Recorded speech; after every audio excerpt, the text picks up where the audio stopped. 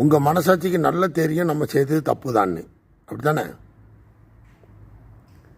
நல்லாவே தெரியும். வேலை செய்கிற இடமா இருக்கட்டும், வீடாக இருக்கட்டும், இல்லை வெளிப்புற நம்ம நண்பர்களோட போகும்போதாக இருக்கட்டும், இல்லை ஏதோ திருடிட்டீங்க. ஆனால் சத்தியமாக சொல்கிறேன், அந்த தப்பை நீங்கள் ஒத்துக்கொண்டுருங்க. நான் தவறே செய்யலைன்னு சொல்லி இழுத்துட்டு போகாதீங்க. இது உங்களுக்கு பல பிரச்சனைகளை கொண்டு வந்து விட்டுரும். புரியுதா? நீங்கள் தப்பை தப்பு இல்லைன்னு தானே செய்கிறீங்க. தப்பு தான். ஒரு நொடியில் உங்களை மன்னிச்சு விட்ருவாங்க, இனி செய்யாத அந்த மாதிரின்னு. ஆனால் நீங்கள் தப்பே செய்யலைன்னு சொல்லி ஒரு பொய்யை சொல்லாதீங்க.